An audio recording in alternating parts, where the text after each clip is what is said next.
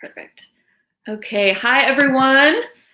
So sorry for the delay there. Crowdcast seemed to have kind of crashed on certain platforms, so we had to get it back up and running, but we are back now. Welcome to PNP Live. I'm Brittany Kerfoot, the events manager over at Politics and Prose, and we're so happy to have you guys here. Thank you for hanging with us while we kind of figured things out tonight. We are thrilled that we've got this new format where we can still bring you the A-list events that we're known for, but now just in the comfort of your own home. So because this is based on the internet and the internet is very unpredictable, just bear with us. If it crashes again, we will do everything we can to get it back up. So just hang in there.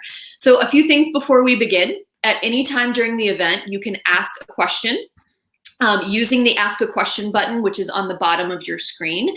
And you can also read other people's questions and then vote for the ones that you would like to see answered. And that's just really helpful for our author and our moderator because they can ask the most popular questions first.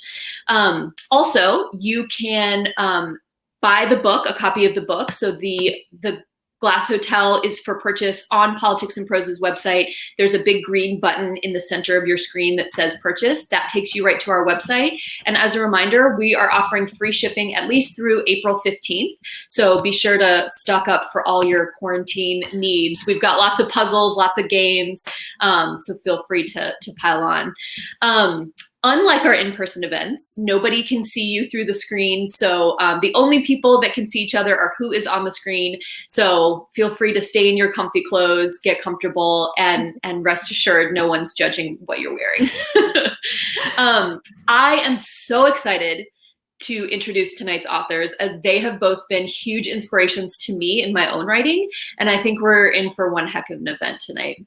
Emily St. John Mandel thrilled readers and critics alike with a deadly global flu pandemic, cough, cough, in her unforgettable book, Station 11, a post-apocalyptic tour de force that appeared on pretty much every best of list ever. Now, in her new novel, The Glass Hotel, Mandel uses a huge Ponzi scheme to explore both the basic elements of civilization and the more intimate connections between individuals. It's an alluring, character-driven tale that immerses you into the lives of multiple strangers as their worlds quickly unravel, intersect, collide, and are ultimately ruined. Mandel's conversation partner tonight is Amber Sparks, author most recently of the story collection And I Do Not Forgive You, a book that Kirkus Reviews dubbed, quote, a collection with a goth heart beating beneath a cheerleader's peppy exterior. And I am so obsessed with that review because I think it really perfectly sums up Amber's book.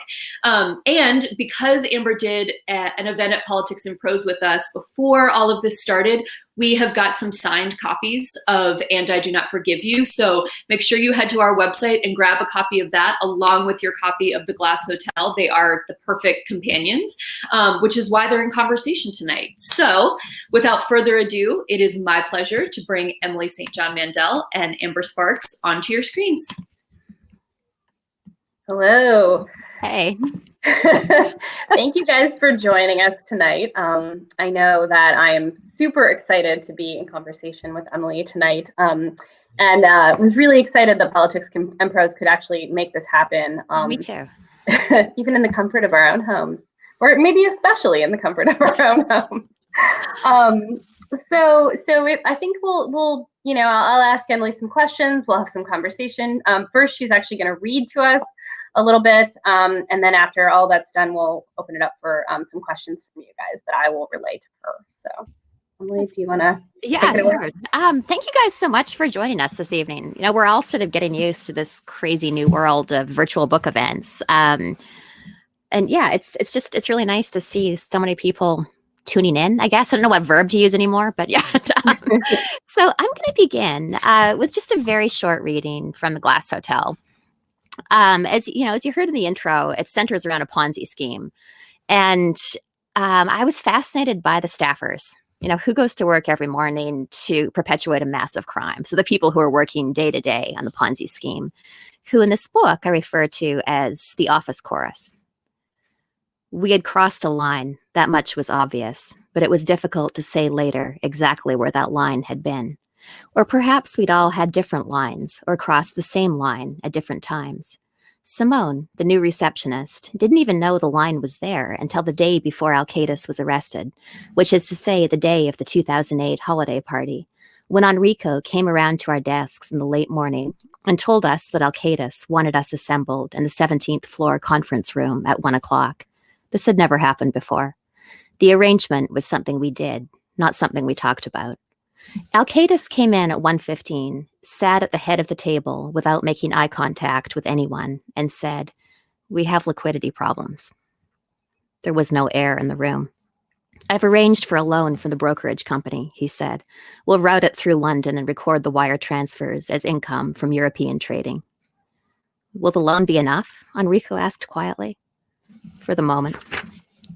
A knock on the door just then, and Simone came in with a coffee. No one was sure where to look. Simone had only been on the job for 3 weeks and wasn't party to the arrangement, but it was immediately obvious to her that something was amiss. There was a charged quality to the room's internal atmosphere, like the air just before an electrical storm. She was certain that someone had said something terrible just before she walked in. Only Ron returned her smile. Joelle stared blankly at her. Oscar was looking very fixedly at the legal pad on the table before him, and it seemed to Simone that there were tears in his eyes. Enrico and Harvey were staring into space. Alcaidus nodded when she came in and watched her until she left.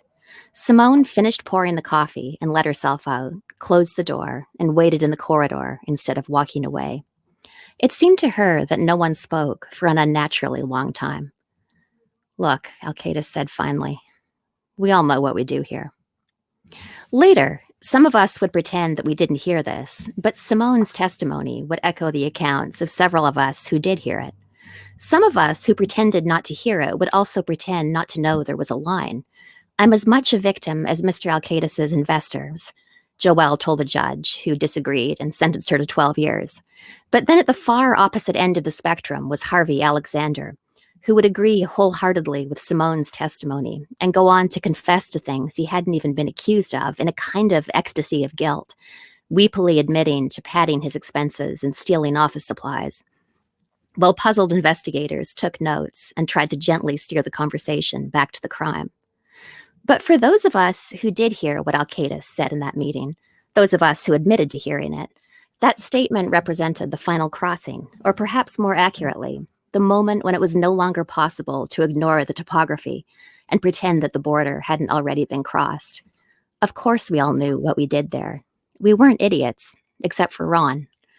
We shuffled our papers, or stared fixedly at our notes, or stared into space and imagined leaving the country, Oscar, or looked out the window and made firm, actionable plans to leave the country, Enrico, or looked out the window and decided fatalistically that it was too late to go anywhere, Harvey, or indulged in the fantastical notion that somehow everything would work itself out, Joelle. Ron glanced around, confused.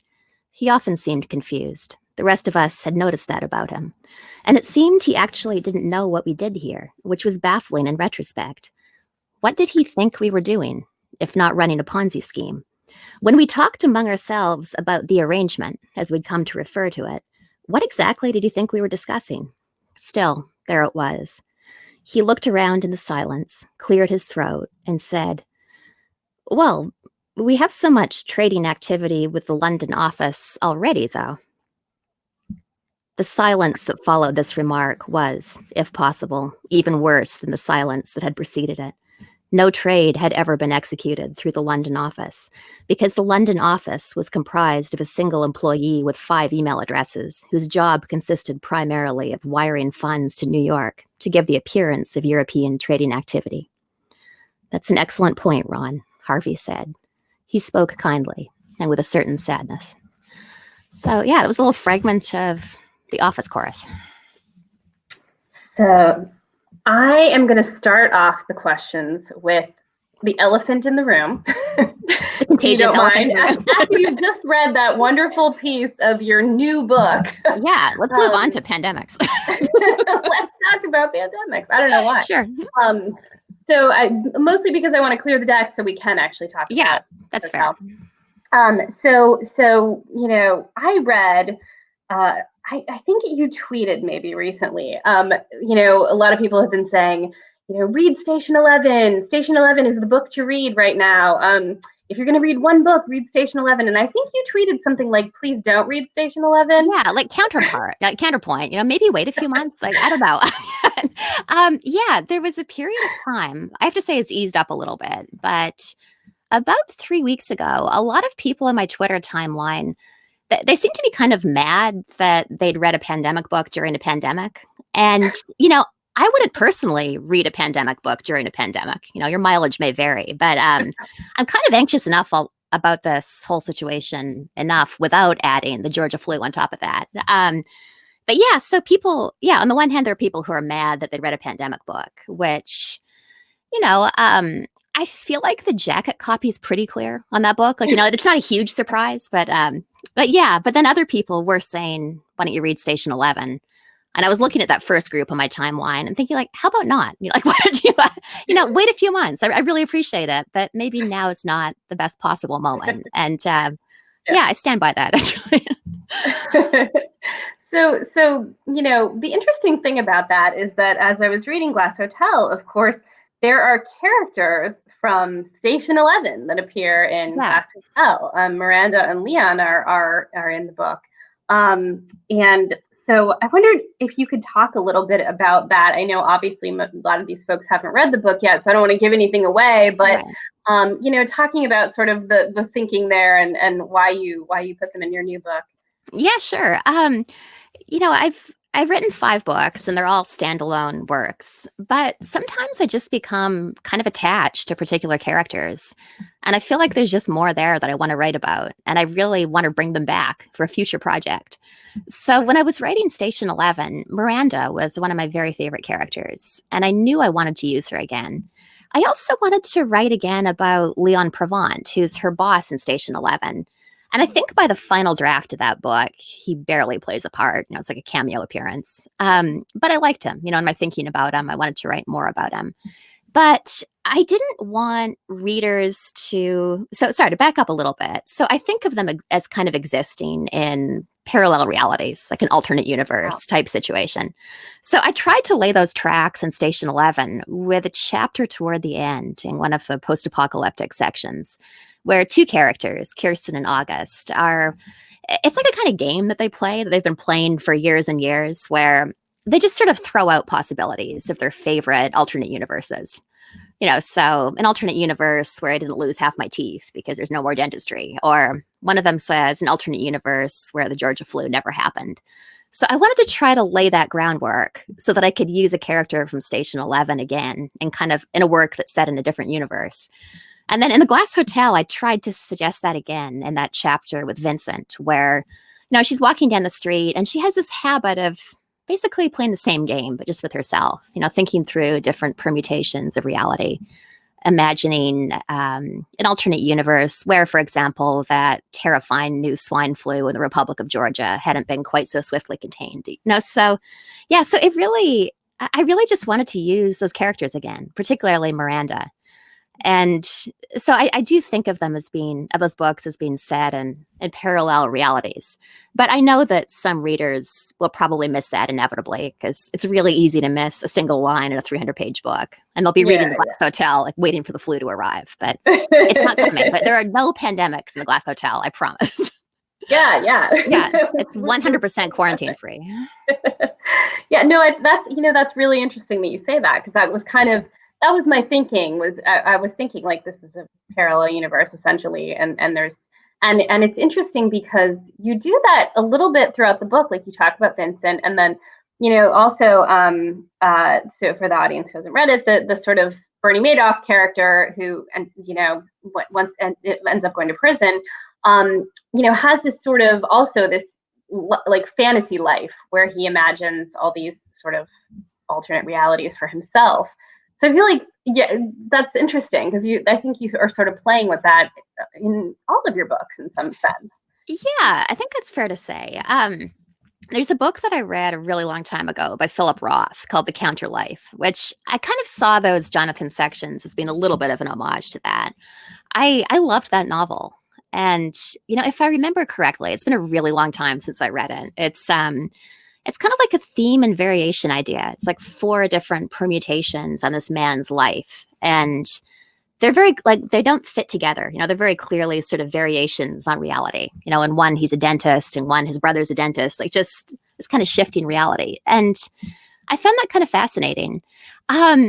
Another part of that idea for me of the counter life, which, by the way, that's your counterfactual life. That's the life you didn't live. So the life where you married a different person, or you went to a different school, or you immigrated instead of staying, or vice versa. That's your counter life. Part of my interest in it came because pretty early on with the Glass Hotel, I realized that there was going to be a strong ghost story element to it. I'd kind of always wanted to write a ghost story. So, when we hear that phrase, ghost story, we tend to think of that in these kind of, I guess I would say classical terms, like you imagine this sort of spectral hooded figure wafting down the hallway. But it can be interesting to think about different ways of being haunted. I'd venture to suggest that probably all of us are haunted by things we wish we hadn't said, or things we wish we had said, or that we had done or hadn't done. And it seems to me that that's a kind of haunting, the way that idea kind of returns to you throughout your life. And I liked the idea of the counter life, and this idea of your life maybe being haunted by the ghosts of the lives you didn't live. Now that was just kind of interesting to me. So once I realized that it was going to be a ghost story, I wanted there to be a different permutation of that idea of hauntedness in every section. And yeah, Jonathan gets 2. He gets the counter life and actual ghosts. Yeah. That's I love that. And reading this, I'm actually obsessed with ghosts. And so I was so excited to read something that was a different way of being haunted. Right. I thought that was really fascinating. Thank you. And speaking of that, I feel like, something for me that I love to read is writers who are clearly playing as they read, and constantly playing with conventions and playing with the idea of being a writer, and playing with different sorts of genres and things like that. And I loved your office chorus, which obviously Thank you. has a very Greek feel to it. Loved there's a couple sections that are called the fairy tale, which is, of course, the beginning of this relationship, the good part. And then, of course, you have this whole ghost story sort of underlying all of it too. So was there sort of an intention to try to take this what could be like a like a straightforward political thriller in some sense, Ponzi scheme, and actually take it and set it in different genres, or kind of play with it in different ways? I can't claim that was the intention from the beginning. It just kind of developed that way, to be honest. So, my writing process is a little haphazard. I never write from an outline, which has some glaringly obvious downsides. It sure helps to have a map when you're setting out into the territory. But I've always been worried that I'd get bored if I knew exactly where I was going. So there's no outline. What that means is that there's a real possibility of surprise. So with this book, I was thinking of it as just a white-collar crime story. And, I was fascinated by the Madoff story.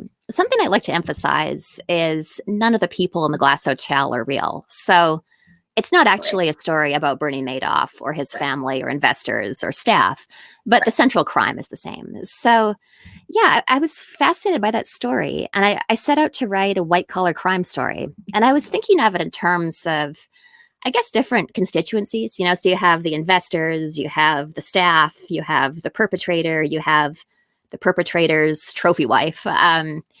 But then it just kind of evolved in this very strange way into a frankly kind of weird book, which I'm not saying that to put it down. I believe in the work, but no, it is weird. It's great. It's weird. Yeah. Try describing the book in a couple of sentences. I've been struggling with this for 2 years. So it just kind of evolved into something that became, at risk of sounding grandiose, more about the nature of reality almost than just a white collar crime story.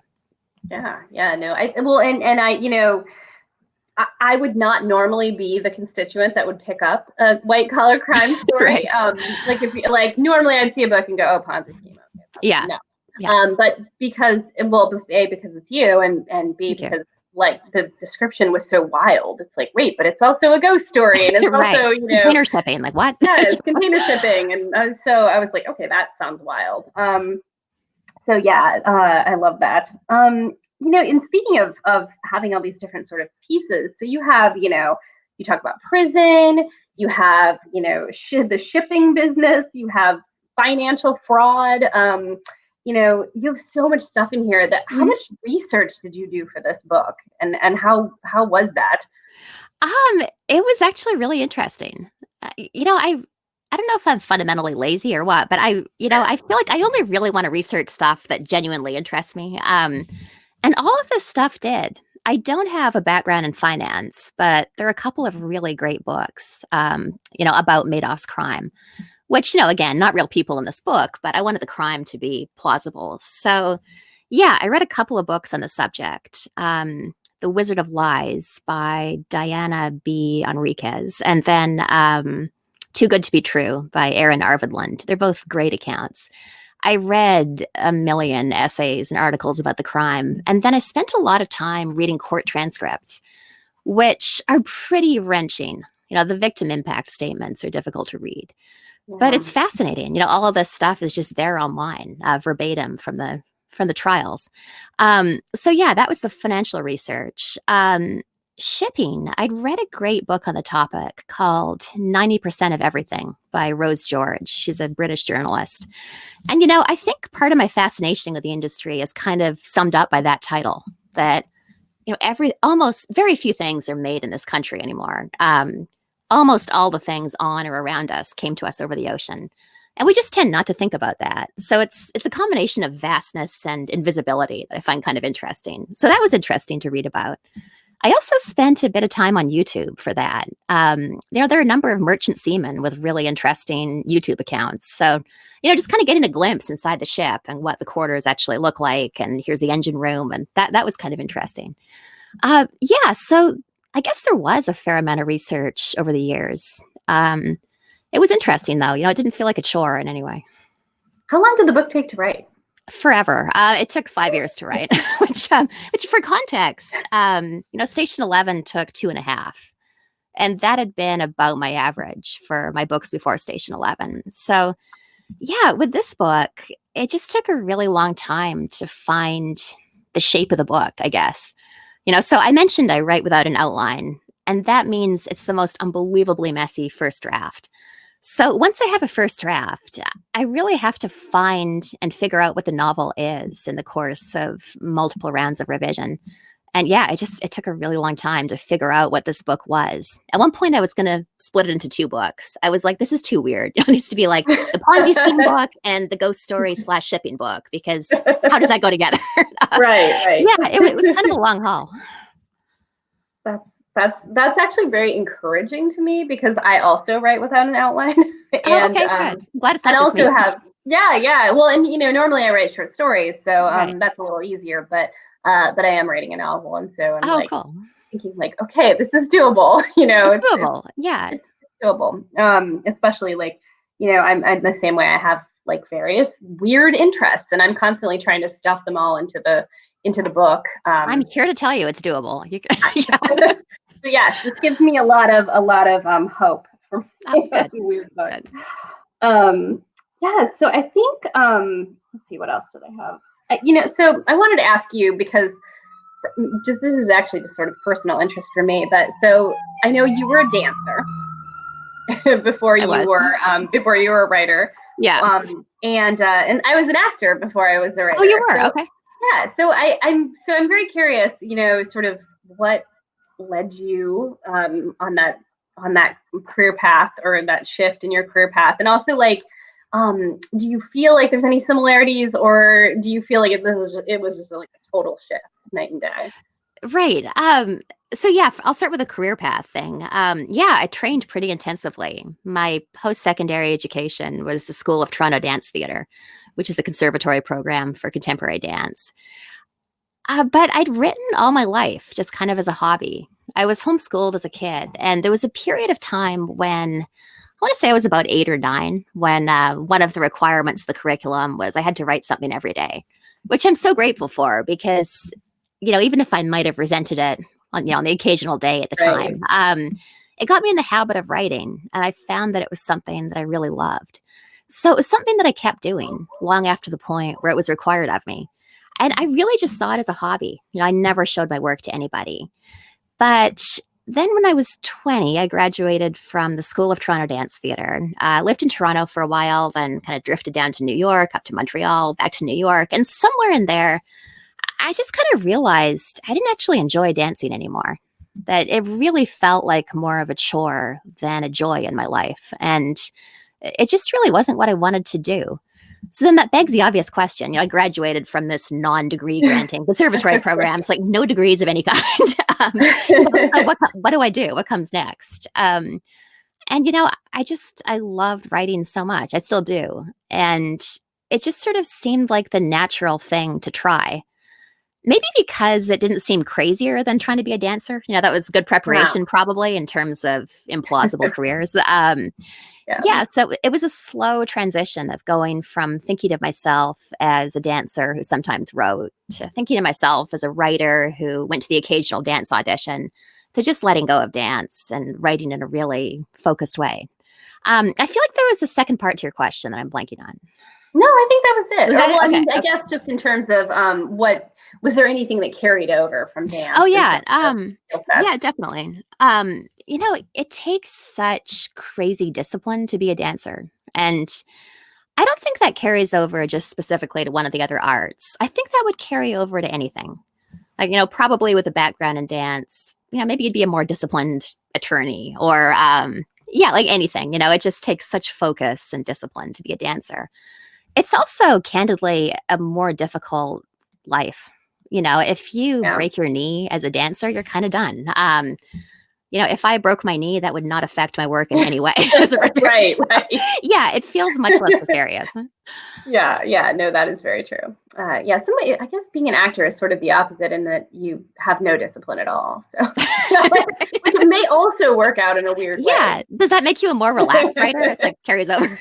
Or more willing to be haphazard, work late at night. There's value in that. So speaking of sort of working late into the night, I wanted to ask you.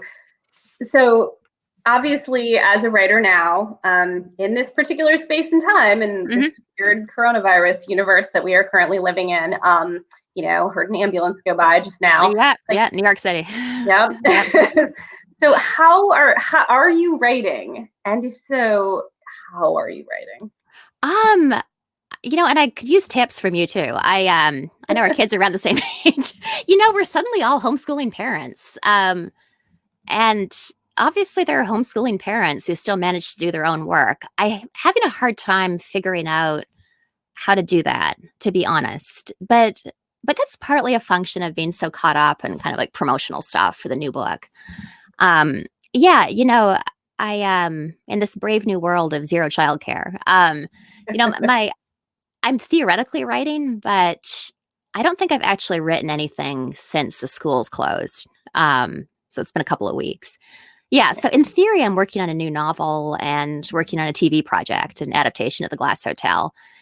In practice, during my daughter's nap time and after she goes to bed, I've mostly been answering emails. Yeah. How are you doing it? In some ways, what you said is it's so true. It feels like a little bit of a gift in a weird way to be promoting a book right now, because at least that's like something you can focus on and you don't have to be really creative. Yeah. And I also feel like there's sort of less pressure to like immediately, be writing a book, because there's that little grace period, right, that you have. Yeah. Where you're like, I just wrote a book. It's out. It's right. Give me some time. But yeah, I don't know. It's tough. I know I think our daughters are the same age, and the homeschooling thing is definitely a brave new world that I have not adjusted to yet. So. I didn't quite see it coming and haven't quite figured it out, but I'm working on it. I feel like it's getting easier.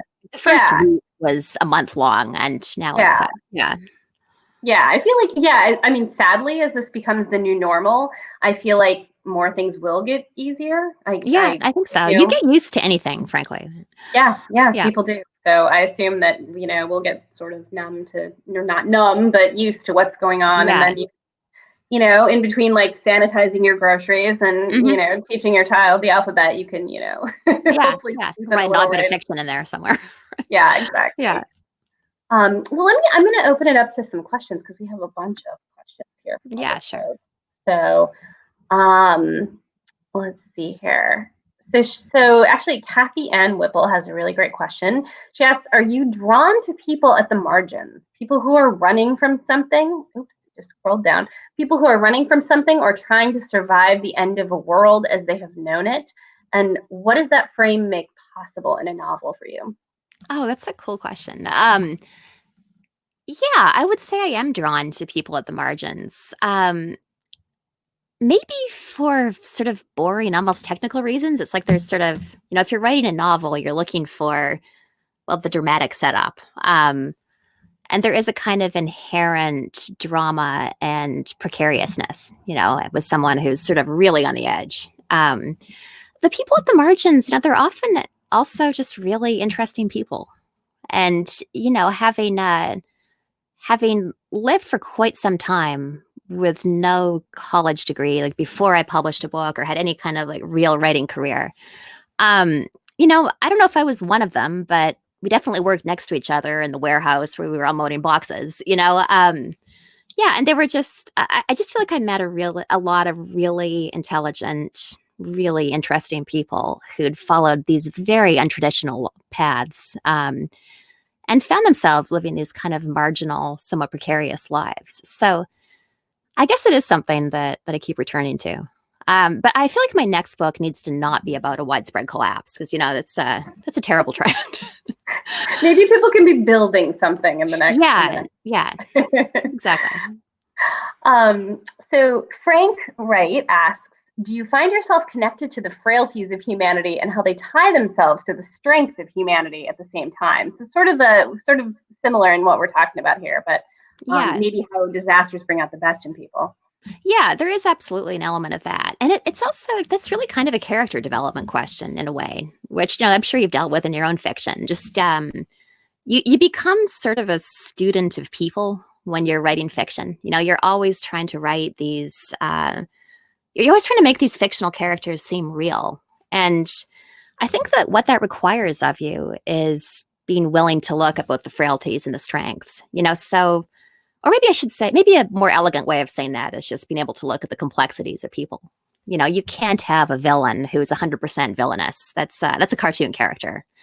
And your protagonist can't be absolutely flawless. That's not realistic either. So yeah, I think as a fiction writer, you have to be willing to embrace the complexity of people.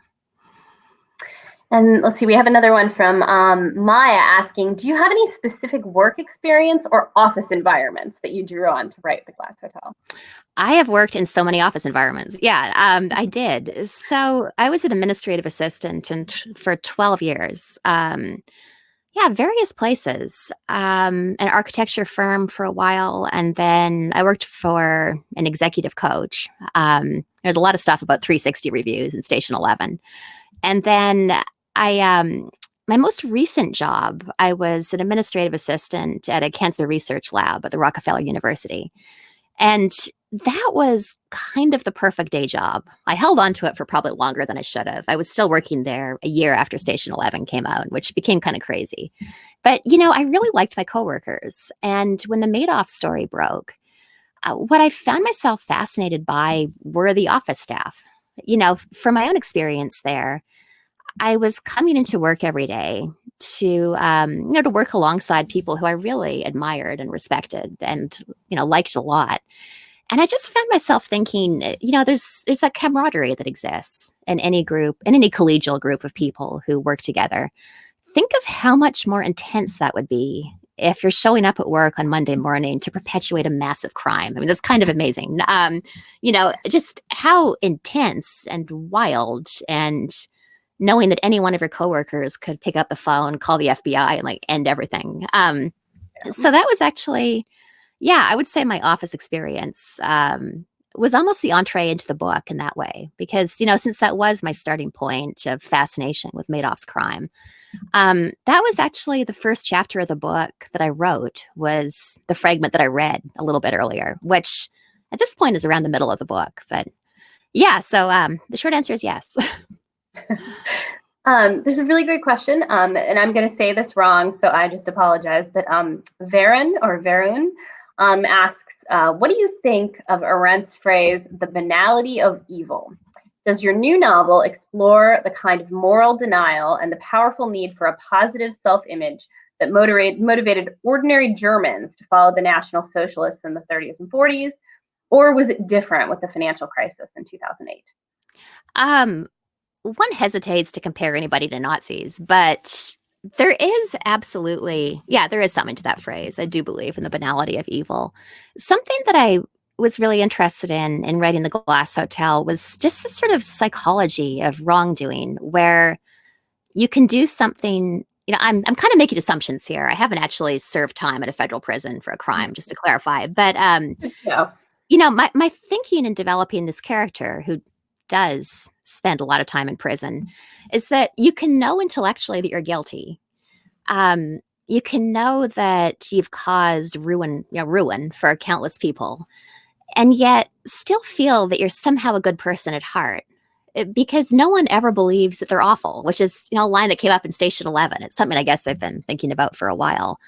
I think that no matter what we do, we all, or maybe almost all of us, we all believe that we're somehow good, in some kind of essential core sort of way. Now, nobody believes that they're evil.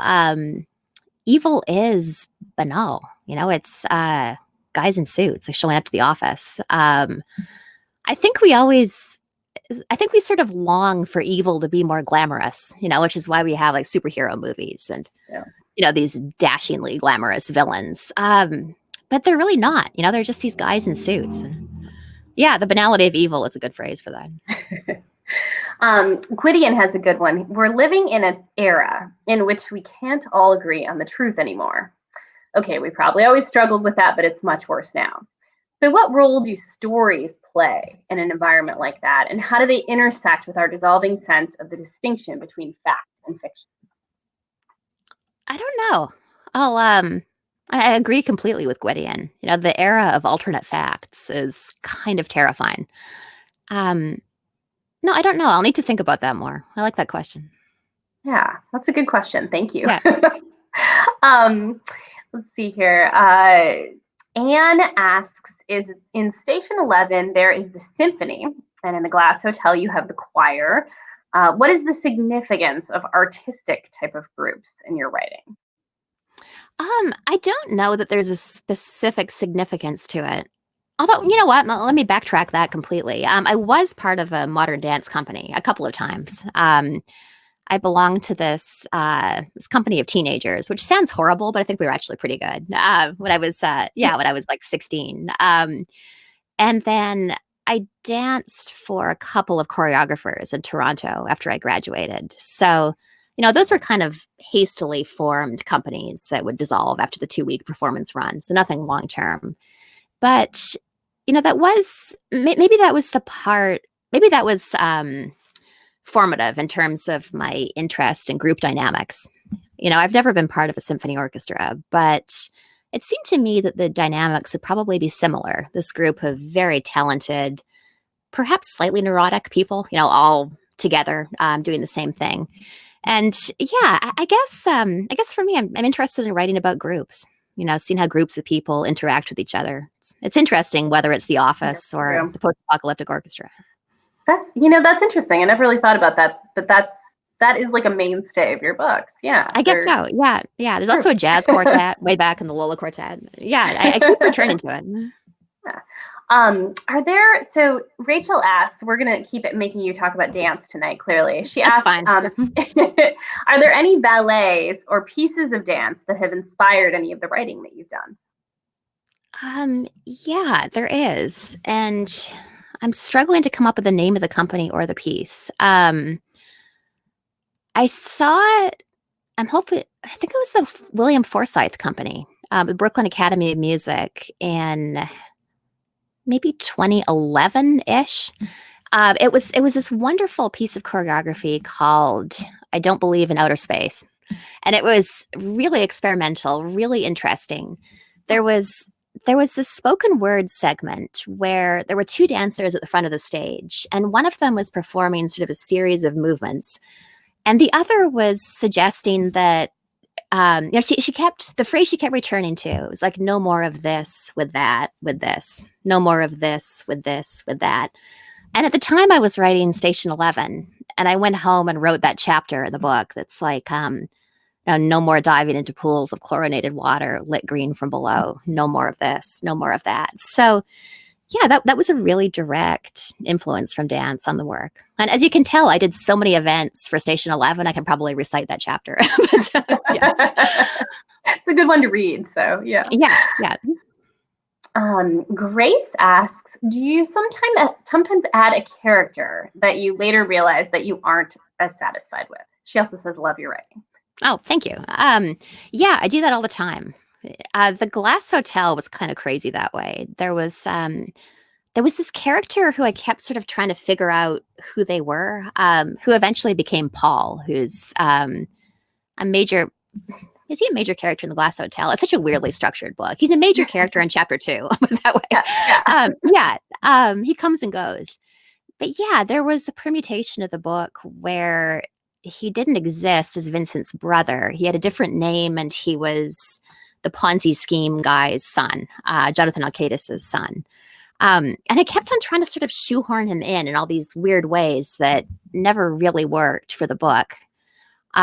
So the chapters that he's in are the very last parts of the book that I wrote. I wrote chapter 2, I think somewhere between maybe the second and third sets of editorial notes. So like really far along.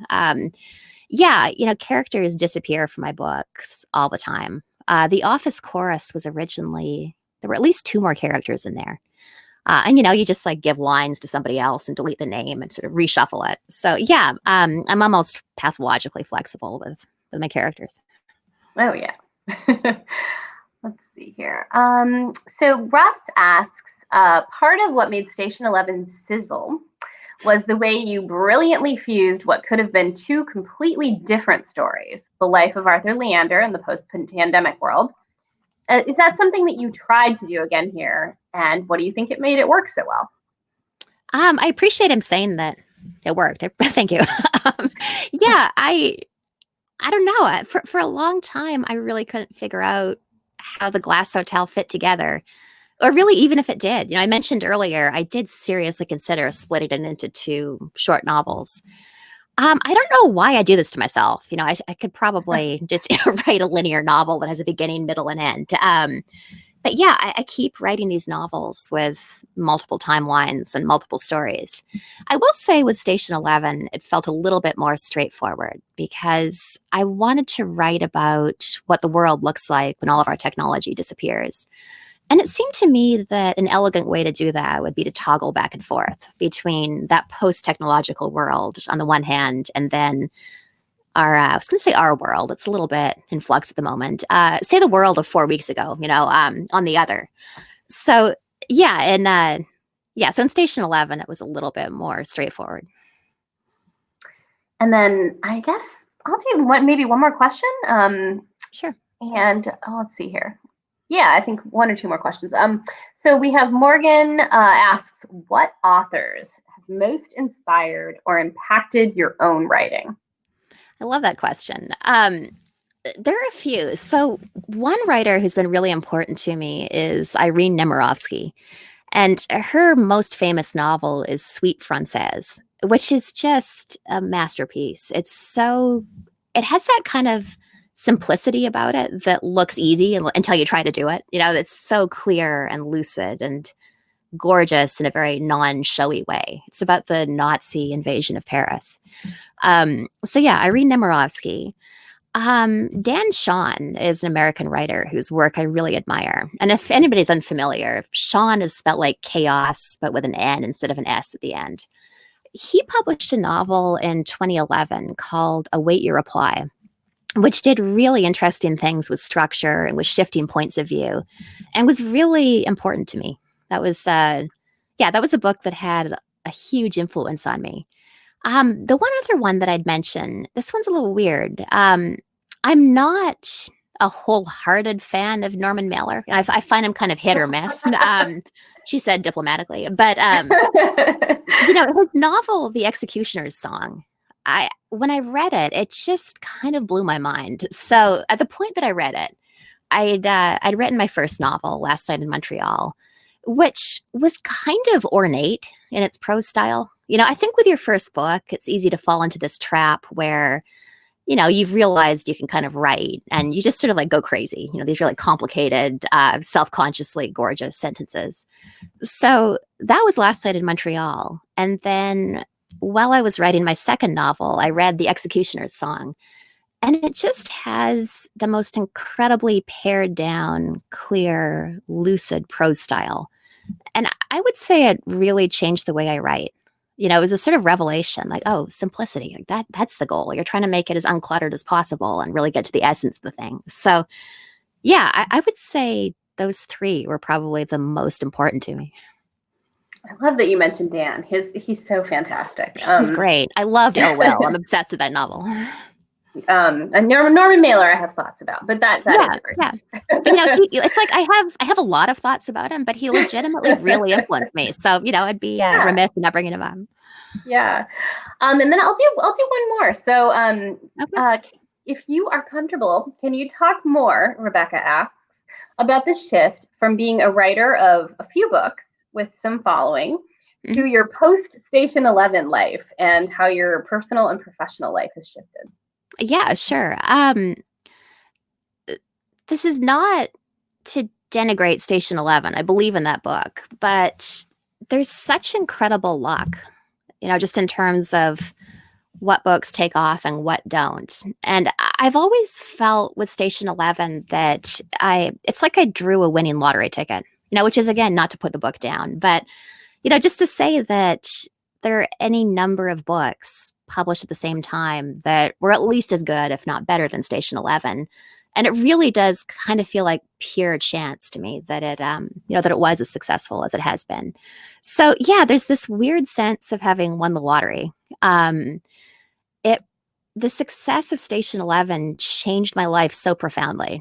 My assumption had been that I'd always be a part-time administrative assistant, and I was fine with that. Like, that worked.